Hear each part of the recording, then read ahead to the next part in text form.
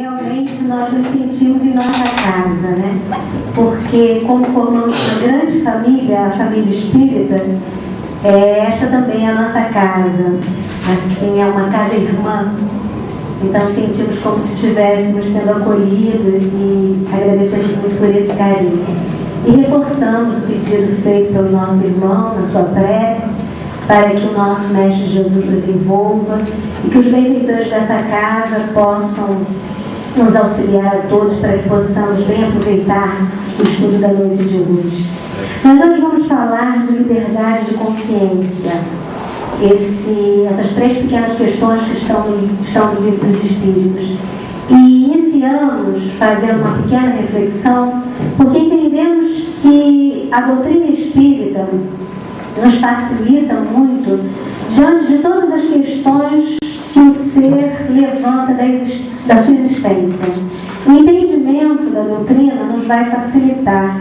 E para isso é preciso que a gente se embase muito, né, nas questões fundamentais. E esse embasamento é feito através da observação, da utilização da nossa razão, né?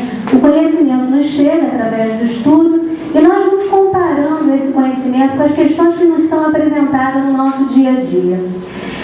Para nós é muito válido o trabalho que fazemos junto às crianças e os jovens na evangelização da casa espírita. Esse trabalho tem nos trazido experiências muito benéficas, né, no nosso aprendizado. E dividimos com vocês nessa noite uma experiência que nos faz refletir, segundo coloca Leon Denis no livro O Problema do Ser e do Destino da Dor, que é a questão da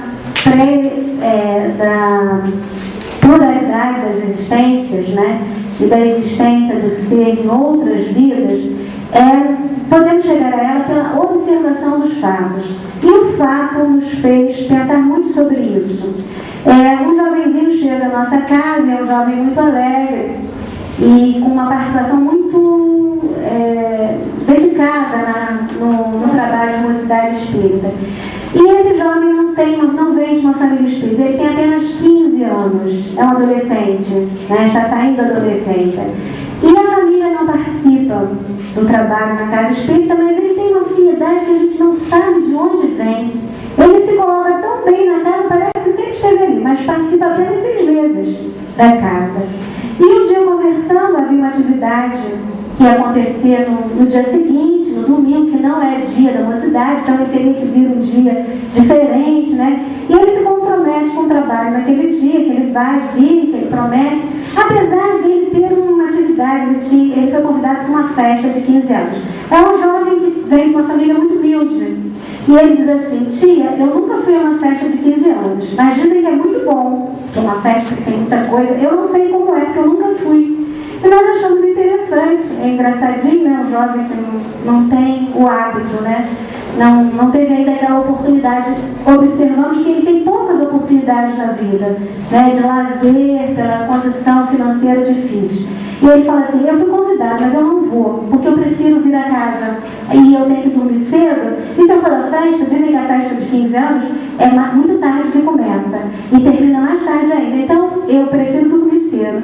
E nós achamos interessante. Aí ele continuou conversando e nos diz assim: foi a minha madrinha que me convidou à festa de um parente dela, e ela me convidou, ela disse: vamos, eu levo você comigo. E eu falei: não, eu não posso. Expliquei porque eu não podia ir. E agradeci a ela: eu te agradeço muito, minha madrinha, por você me oferecer essa oportunidade, mas eu realmente não posso ir, porque eu tenho um compromisso. E aí ele nos conta, e a minha mãe falou assim: de onde você tirou tanta educação, menino? E a mãe se admira da forma como ele responde ao convite. E realmente é muito interessante, porque ele destoa totalmente daquele grupo familiar no qual ele está inserido. E imaginamos que a admiração da sua mãe é a mesma que a nossa, de ver um tão jovem se colocando com tanta facilidade e com tanta propriedade diante das questões da vida, né? Em outras ocasiões ele também se destaca com várias observações e nós também ficamos admirados. Se ficamos admirados nós, no caso espírita, imagine aquela família que não tem conhecimento, né? Da pré-existência do ser dessa existência aqui na Terra. E, conforme nos coloca Leon Denis nesse livro, ele diz: basta observarmos aquilo que trazemos e que não tem nenhuma ligação com a nossa vida atual. Essa educação que a mãe do nosso jovem tanto admirou e que ela mesma tinha consciência que ela não havia ensinado, não vem do processo educativo. Não vem da hereditariedade, porque sabemos o corpo, né? A hereditariedade traz as características físicas, mas não as características morais. Então, de onde vem tamanha educação do nosso jovenzinho de 15 anos? Então, facilmente concluímos, nós que estudamos o Espiritismo, que ela vem das existências anteriores, né? Provavelmente esse espírito fez uma caminhada tal que lhe permitiu a aquisição de determinados valores em sua existência atual e que agora se colocam em evidência. E assim nos faz refletir a doutrina, né? Ela nos traz esse conhecimento e essa possibilidade de percebermos a vida de uma forma diferente. Percebemos as questões que estão acontecendo aqui e agora, mas que nem sempre encontram respostas no aqui e agora.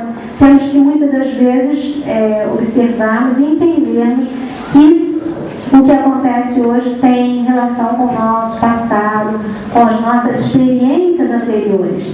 E dessa forma precisamos estudar essa questão da liberdade de consciência. E é nessa individualidade, então, que vamos adquirindo no decorrer dessas existências enquanto espírito, é que formamos a nossa consciência. Então, o que é a tal da consciência? Leon Denis vai colocar assim: a consciência, o eu, é o centro do ser, a própria essência da personalidade. Ser pessoa é ter uma consciência, um eu que reflete, examina-se e recorda-se. Então a consciência é a nossa própria individualidade. Então eu, enquanto indivíduo, sou único.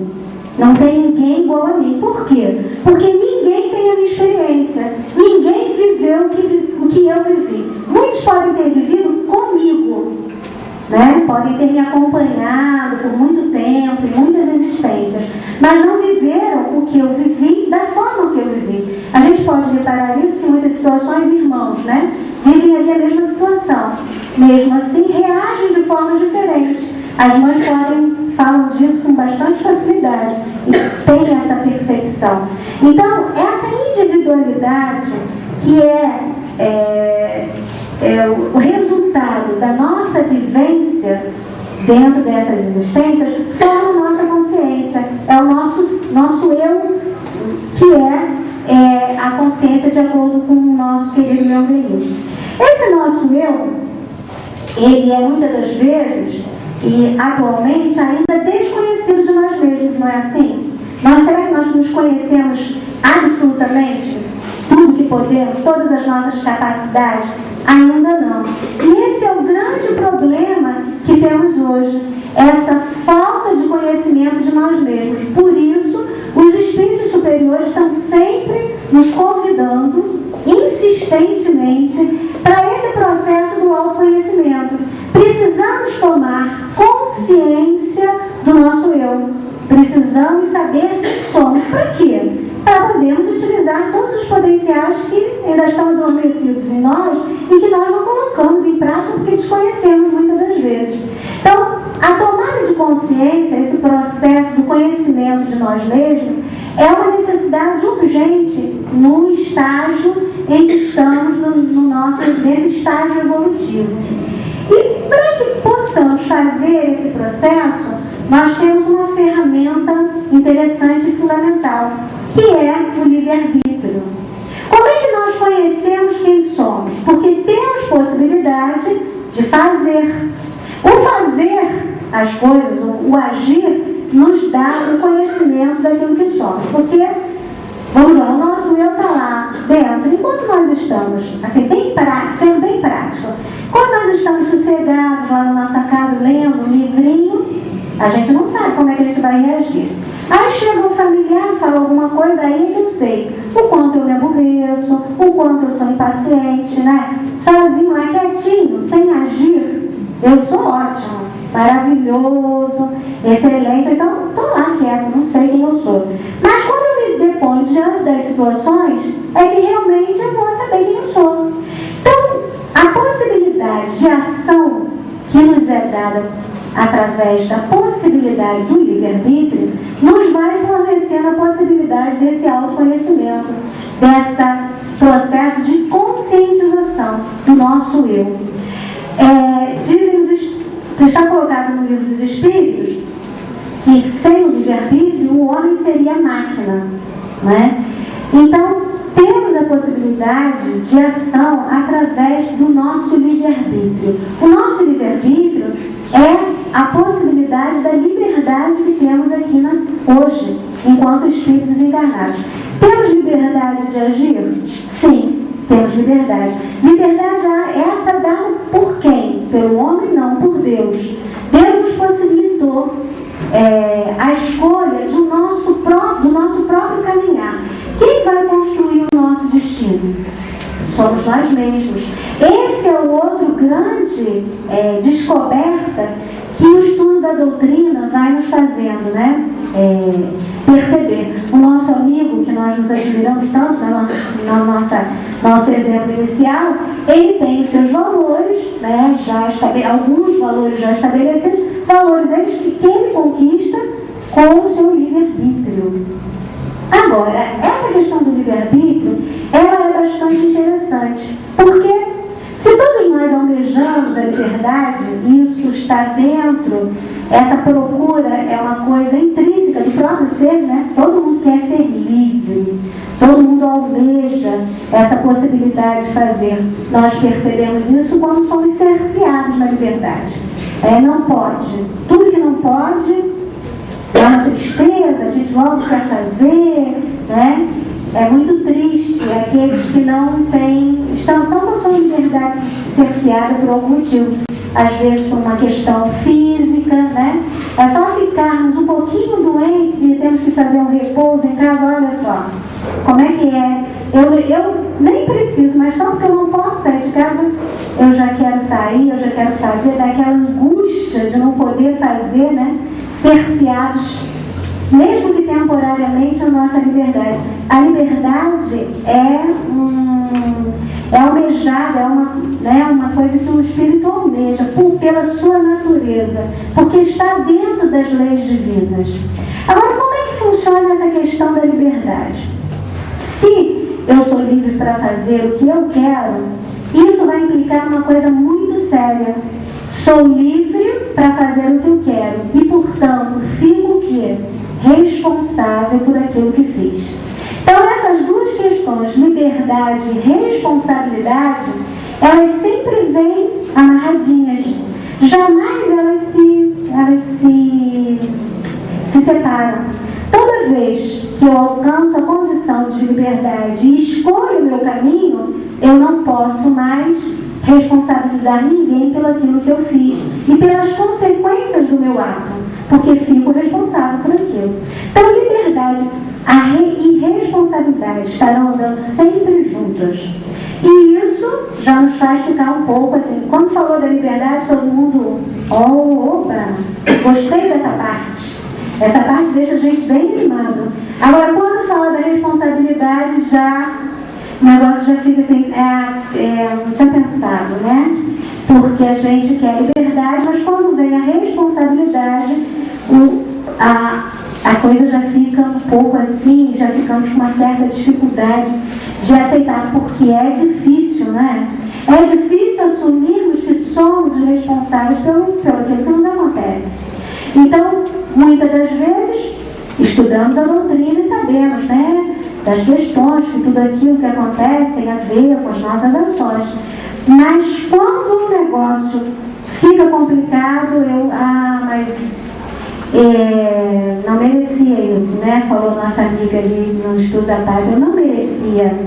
E a gente é responsável, não tem como fugir dessa questão. Até porque o livre-arbítrio, sabendo disso, Deus, que é todo absolutamente sabedoria e bondade, ele faz uma coisa coisa muito interessante.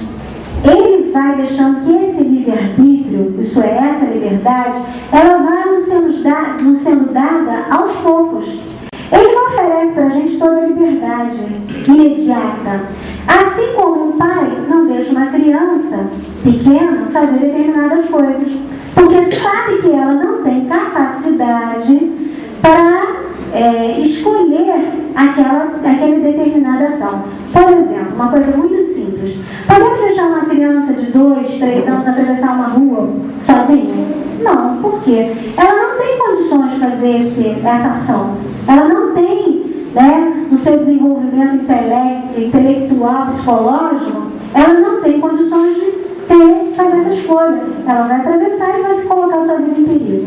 Então o pai não vai deixar o filho sozinho, atravessa ele cerceia a liberdade enquanto aquele ser, a criança, ainda não adquiriu condições de fazer aquela escolha. E assim são com todas as outras escolhas.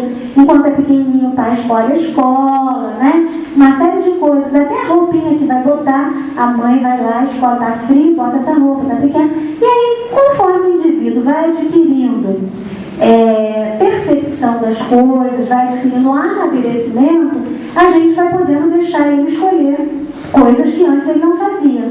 Então a gente vai deixando aos poucos. Aí então o adolescente já pode escolher a roupa que veste, já escolhe, a gente até dá um palpite, tá? Pode dizer que está curta, sabe, ou então diz assim, olha menino, leva o casaco que está frio, leva o casaco que está frio. Mas a gente fica, não é tanto, não bota lá a roupa na cama para ele usar, como era pequenininho. E vamos deixando. Algumas coisas ainda temos que dizer a hora que ele chega em casa. Então a gente vai percebendo que tem uma gradação. E essa gradação, a nível dos pais, qual é o objetivo? O objetivo é fazer que o indivíduo vá crescendo, vá aprendendo e vá assumindo aos poucos o quê? A responsabilidade dos seus atos, de acordo com o seu amadurecimento. E assim faz Deus conosco. Ele também não nos dá liberdade total, imediata, porque nos sabe incapaz de determinadas escolhas. Então, tal qual o pai com a criancinha, ele, muitas das vezes, estamos cerceados na nossa liberdade porque não somos capazes de atravessar a rua. Não somos capazes de algumas ações porque esse espírito ainda é imaturo. Então, algumas coisas são direcionadas. E essa liberdade plena, o espírito só vai adquirindo aos poucos. Isso é uma prova da bondade de Deus, porque Ele não nos deixa nos responsabilizarmos por coisas que não somos capazes ainda. Então, a história ficou ainda mais complicada do que a gente estava falando no início. Olha só, veja bem. Se a gente tem responsabilidade, a gente ainda só tem responsabilidade por aquilo que realmente já somos capazes. Isso tem a ver com aquela frase, Deus não dá fardos pesados para ombros, estreitos, não é isso? Então é exatamente o que acontece.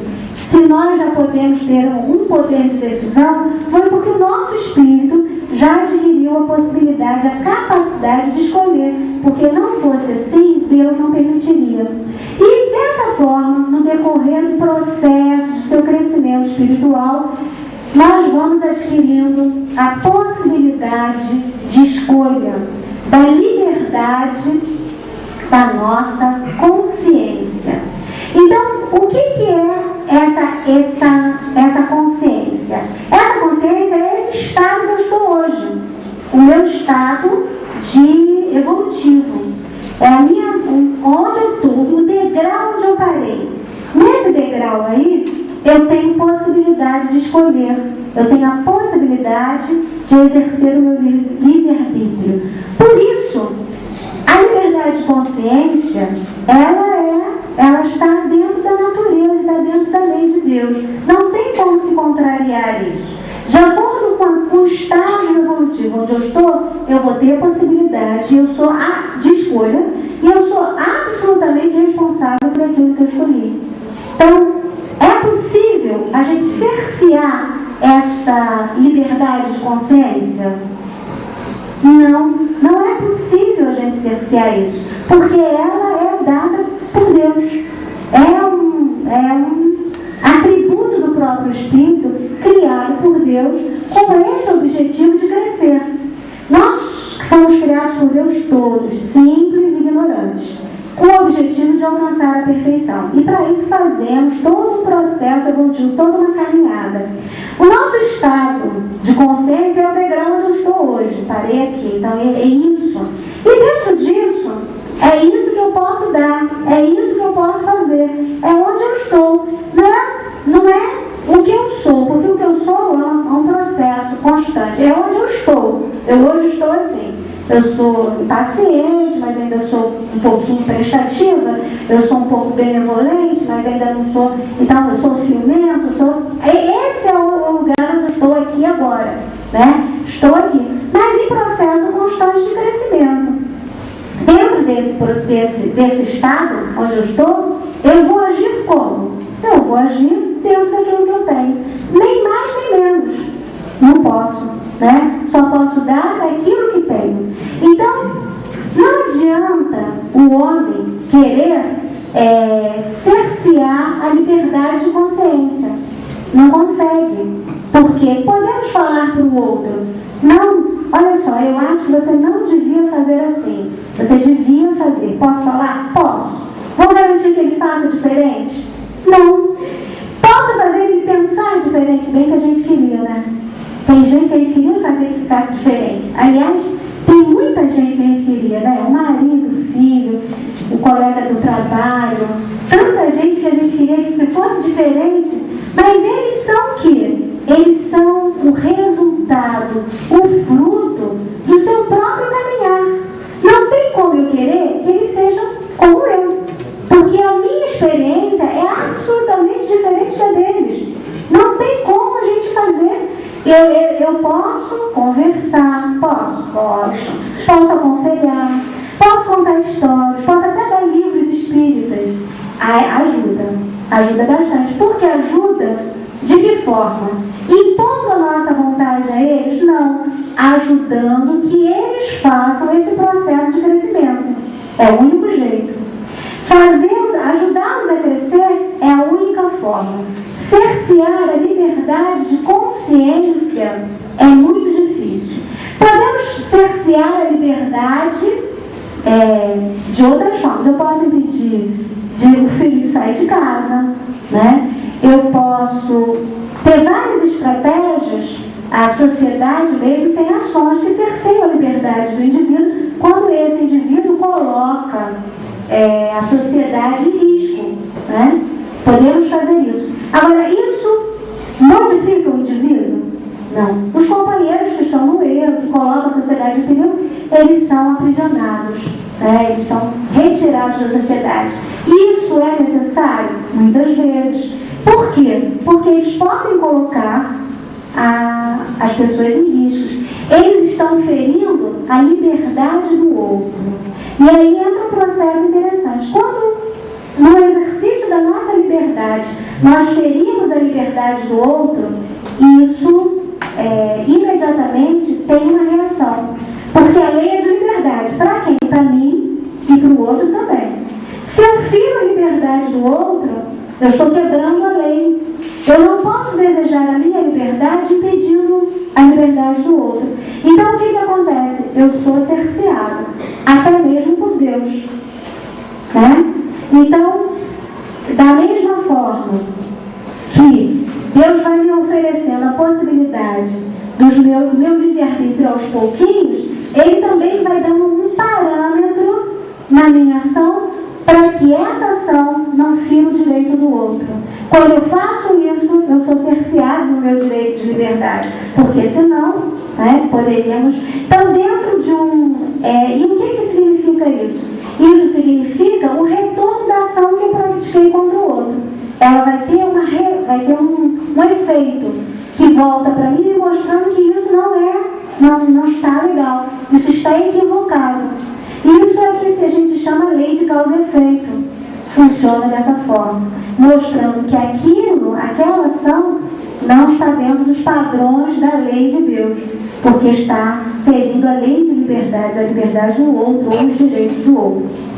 Então, Como é que isso funciona, né? Vamos colocar isso de uma forma mais prática. E quando a gente tenta colocar isso de forma prática, a gente usa sempre o nosso Mestre Jesus, que aí é um exemplo que não tem para como discutir. A gente logo apela para um exemplo bom, grande, né? Que a gente não tem que discutir. Vamos resumir o que a gente falou aqui para ver se a gente amarra bem essa história da liberdade de consciência. Sabemos que temos a liberdade por direito. Que essa questão da consciência, segundo o Leon Denis nos vem falando, é o nosso eu, são as nossas aquisições, é o nosso estado, né, de evolutivo do hoje. Forma o eu, a minha individualidade, que cada um tem a sua, que cada um está no seu nível de entendimento. Dentro desse nível de entendimento eu tenho a liberdade. Liberdade é essa, expressa no meu livre-arbítrio, que eu vou alcançando de acordo com o meu processo evolutivo. Livre de verdade eu vou ser quando eu chegar lá no final do meu caminhar, na perfeição. Liberdade absoluta. Os espíritos perfeitos, eles são livres para fazer liberdade plena, porque eles alcançam todas as virtudes, né, de forma plena. Nós estamos apenas no caminho. Nossa liberdade ainda está em processo. E entendo que eu não tenho como cercear a liberdade do outro, a liberdade de consciência, porque não tem como fazê-lo pensar diferente. Posso interferir nessa liberdade da consciência somente por um processo educativo, que é fazendo com que o outro se transforme. É só essa a única forma. E aí vemos que na situação, numa das passagens do Evangelho, nós vamos ter um belo exemplo de como isso acontece com Jesus. O que nós vamos poder observar nessa passagem é esse respeito pela liberdade de consciência. Respeito esse que ainda temos muita dificuldade de exercer com o nosso próximo. E aí é que está a grande lição da noite de hoje né? O que a gente vai trazer desse ensinamento na nossa vida prática? É essa possibilidade de olhar para o outro e entender que aquele momento é o momento que ele está e que eu gostaria muito que ele já estivesse caminhando mais, mas ele não pode. Ele não pode porque ainda não tem aquilo construído e que eu tenho que esperar ele construir. E isso, às vezes, quando é alguém que a gente ama muito, é muito difícil. É muito difícil olhar para o outro e dizer assim, eu tenho que esperar. Esperar ele crescer, esperar ele aprender, esperar, né? Mas nós temos uma grande vantagem, porque nós temos a certeza que esse tempo do aprendizado vai chegar. Não temos essa certeza? Por quê? Porque estudamos a doutrina, porque sabemos que esse processo é assim, sabemos que esse processo dá diante de muitas encarnações às vezes, e sabemos que nós podemos ajudá-los. Ajudá-los através da imposição? Não. Através da educação. Educação essa que fundamentalmente vai se dar de acordo com o que Jesus fez. Como Jesus educava? Muitas formas. Dentro da pedagogia exercida por Jesus, temos, né, ele contar histórias, ele fazia analogias, mas fundamentalmente Jesus ensinou pelo exemplo. E essa é a forma mais verdadeira que podemos ajudar esse irmão que está ao nosso lado. E isso é legal. Por quê? Porque para fazer isso, precisamos nós mesmos nos educarmos e crescermos. Então, nos preocupamos com o outro e essa preocupação faz com que cresçamos, tenhamos que crescer para que possamos exemplificar, para poder ajudar o irmão que está ao nosso lado, que nós amamos e queremos ver felizes, né? Então, é uma coisa bacana dentro desse processo criado por Deus. Vamos ajudar e somos ajudados, né? Queremos que o outro cresça e para isso precisamos crescer.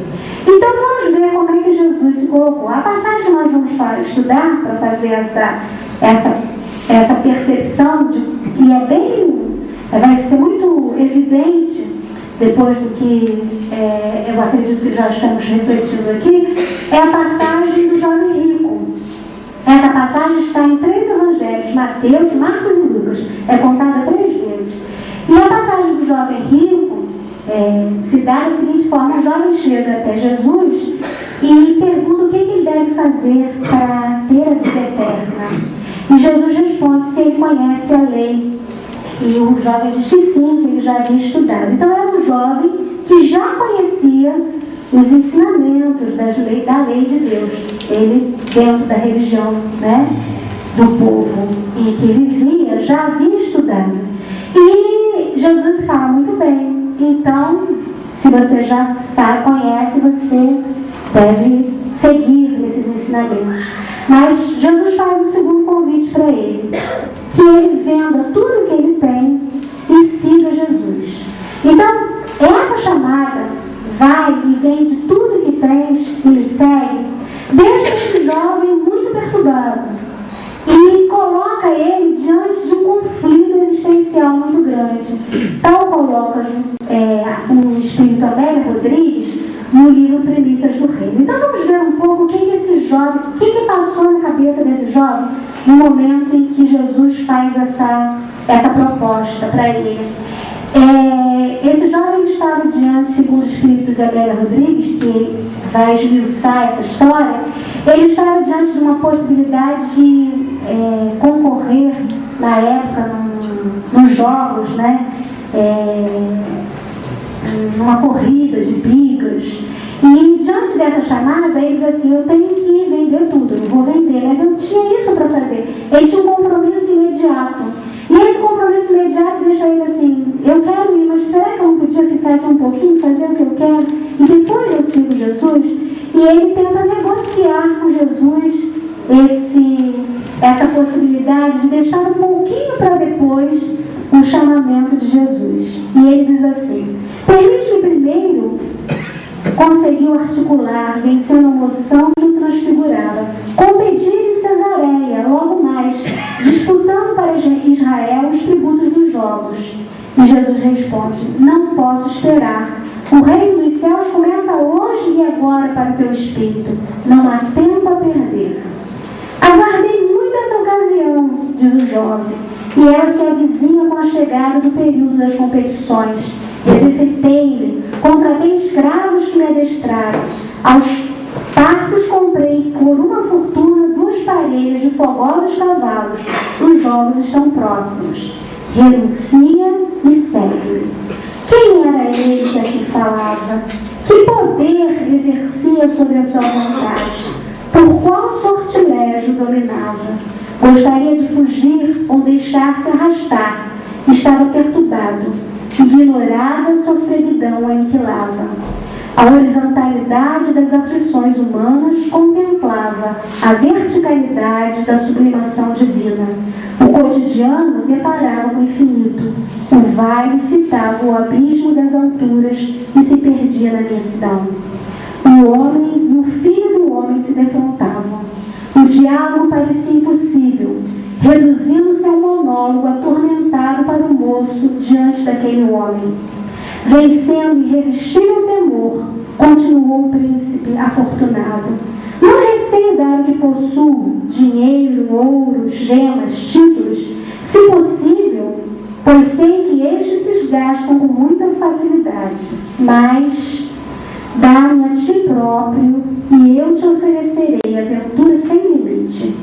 Que alto prêmio e que pesado tributo, pensou desanimado. Era muito jovem e muitos confiavam nele. Possivelmente Israel lucraria de seus lauréis e triunfos. Príncipe tinha pela frente as avenidas do poder que se afigurava, poder que no momento se destituía de qualquer valor. Os bens poderiam ofertá-los sim, porém a fortuna da juventude, os tesouros vibrantes da vaidade atendida e dos caprichos sustentados, as honras de família resguardadas pela tradição, os coriféus agradáveis e bajuladores, seria necessário renunciar a isso tudo? Interrogava-se inquieto. Sim, responde-lhe sem palavra, com os olhos fulgurantes. Sofria naqueles minutos a soma dos sofrimentos que experimentara a vida toda. O ar cantava alegres murmúrios, enquanto as tulipas do campo teciam um manto sutil, recendendo aromas. O rabi em silêncio aguardava, e em perplexidade vacinava-se. O diálogo se tornara realmente impossível. Subitamente, o príncipe de qualidade, num átimo diminuto, lembrou-se que os amigos o aguardavam na cidade. Compromissos esperavam. Deveria debater os detalhes finais para a corrida na grande festa da semana entrante. Acionado por estranho vigor que dele se apossou repentinamente, fitou o Messias sereno e triste, balbuciando com voz apagada: não posso seguir-te agora. Perdoa-me se me amas. E saiu quase a correr. O nosso jovem, diante do convite de Jesus, não está em condições de atender ao chamado do Mestre naquele momento.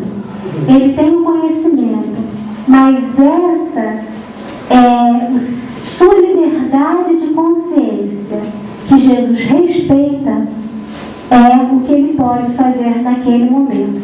E Jesus, conhecendo, o jovem, como conhece a todos nós, faz o convite, mesmo sabendo da sua dificuldade de aceitar, porque ele sabe que aquele convite ia mover dentro daquele jovem todo esse conflito. Então, ele sabe da não aceitação, mas ele sabe o quanto é importante esse momento para aquele jovem.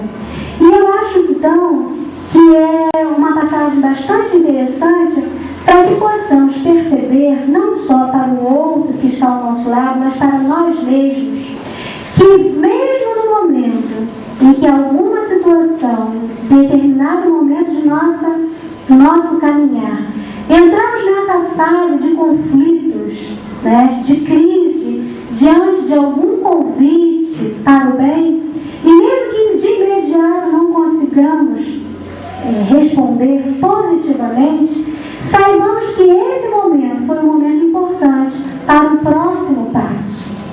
Porque aquele jovem, aquele breve minuto, aquele pensamento, toda aquela discussão que ele teve dentro dele mesmo, o momento de crise é um momento de crescimento.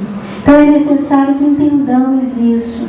E, como Jesus, que possamos entender e respeitar a liberdade das consciências. E, paralelo com essa bela passagem do nosso Mestre Jesus, trazida por Amélia Rodrigues, nós lembramos de um outro momento em que o Mestre Jesus também vem a determinado homem fazendo um convite, mas dessa vez com a certeza da resposta positiva, que é o momento em que Jesus aparece para Saulo na estrada de Damasco.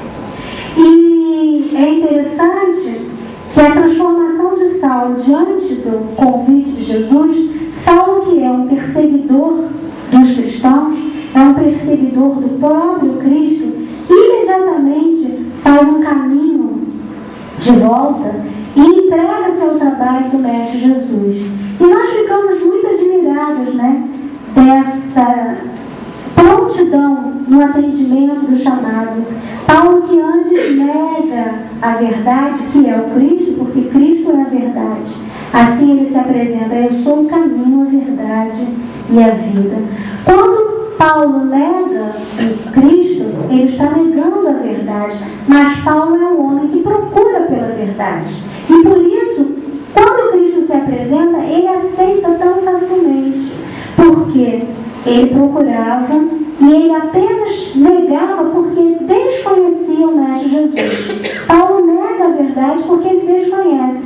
Então, toda vez que encontramos alguém que nega a verdade, provavelmente, certamente, essa pessoa, ela desconhece a verdade. E nós, quando desconhecemos, negamos. Agora, a verdade não se nega a ninguém. Ela sempre se apresenta. E dessa forma ela se apresenta a Paulo, e Paulo passa a seguir o Cristo. Diz Vinícius Pedro de Camargo, no texto Saulo e Paulo, que é a principal característica que faz que Paulo possuía, a principal virtude que o faz fazer esse caminho tão rápido, é a sinceridade. É a sinceridade de Paulo que faz com que ele faça, né? Essa escolha tão rápida pela verdade. E escolhendo a verdade, Paulo encontra a sua salvação, porque conhecereis a verdade e a verdade vos libertará. Então, a liberdade que nós tanto almejamos, ela vem através da verdade. E essa verdade vem através do Mestre Jesus. Assim ficamos entendendo. O nosso querido amigo, o jovem rico, que se nega a conhecer, né, que se nega naquele primeiro momento a conhecer o Mestre Jesus, ele vai prosseguir, vai participar da corrida das bigas, né? E num acidente no cavalo, naquela mesma temporada, né? Ele vai perder a sua vida, segundo conta o espírito Amélia Rodrigues. Ele desencarna. E assim que desencarna, ele é recebido pelo Mestre Jesus, que está sempre a esperar por nós. Então, sabemos que existe sempre essa possibilidade de retomarmos nossa caminhada e que vamos chegar lá, que vamos alcançar esse nosso fim, que é encontrar essa verdade, para alcançar a nossa liberdade plena de consciência. Fechando o nosso estudo na noite de hoje, queremos retomar a atenção para esse processo de educação. Processo de educação que percebemos se dá fundamentalmente pela autoeducação. Logo que começamos a falar, nós havíamos falado que nós não temos a consciência plena do que somos e que existe a necessidade colocada pelos espíritos superiores de estarmos cada vez mais fazendo esse processo de autoconhecimento. Fundamentalmente nesse processo a questão que nos se faz mais prioritária é que entendamos qual é o objetivo da nossa existência. Para que estamos aqui? E isso nos facilita o estudo da doutrina. O que estamos fazendo aqui? Qual é o nosso? E que coloquemos esse objetivo como a nossa meta de nossas vidas. Eu hoje vou cuidar da minha casa, eu vou cuidar da minha profissão, eu vou saber o que eu tenho. Temos várias ações, objetivos pequenininhos para desenvolver, né? Desde os objetivos diários do nosso dia a dia comum, acordar, escovar os dentes, coisas simples que temos que fazer todos os dias e que são importantes naquele momento, até objetivos maiores da nossa existência dessa encarnação. Eu acho que eu tenho como objetivo dessa existência cuidar dos meus filhos, ou cuidar de um pai que está doente, né? Temos várias missões, mas é preciso que todas essas pequenas missões estejam pairando sobre ela nossa missão fundamental, que é de todos nós como espírito imortal. Qual é o objetivo da nossa existência? Não enquanto individualidade, Rosane, João, Maria, né? Não enquanto individualidade, mas enquanto espírito imortal. Qual é o nosso objetivo nessa existência? Então, num texto muito belo, o nosso querido Vinícius Pedro de Camargo, ele vai dizer assim: a finalidade da vida, então essa finalidade de todos nós, que é do espírito imortal, é o amor. O porquê da vida é o amor. O porquê do amor é Deus. A vida leva o amor e o amor conduz a Deus. Essa trajetória chama-se evolução. Vou repetir, porque eu achei muito importante. Se nós temos que descobrir o porquê da nossa existência, né? e o porquê da nossa existência é alcançar a perfeição, é evoluir, não é isso? Então, o nosso querido Vinícius nos aponta que a finalidade da vida é o amor. O porquê da vida é o amor. E o porquê do amor é Deus. A vida leva o amor e o amor conduz a Deus. Essa trajetória chama-se evolução. E evolução é renovação. A parte individual que nela tomamos denomina-se educação. Ou melhor, autoeducação. Uma vez descoberto esse objeto, o destino vai se cumprindo. Desde então, conscientemente. Esse destino é o destino de todos os seres. O amor é o destino de todos os seres. Mas é importante quando tomamos esse destino de forma consciente. Por quê? Porque aí podemos trabalhar para ele. Não deixamos só, nós estamos caminhando bastante conscientes e utilizando da nossa liberdade e fazendo as escolhas corretas. E esse processo se dá pela educação, ou melhor, pela autoeducação. Uma vez descoberto esse objeto, o destino vai se cumprindo, desde então conscientemente. E nós, como orações acontecer, dar-lhe-emos todo o nosso apoio, a fim de que o mesmo se consuma na eternidade do tempo e na infinidade universal. Esclarecido assim o sentido da vida, teremos desvendado o mistério do destino e encontrado a seu turno a desejada felicidade. Que o nosso Senhor Jesus nos abençoe e nos guarde, e que essa nossa caminhada se faça cada vez de forma mais consciente, utilizando dessa nossa liberdade para alcançarmos essa nossa felicidade e a felicidade de todos que estão à nossa volta. Que assim seja.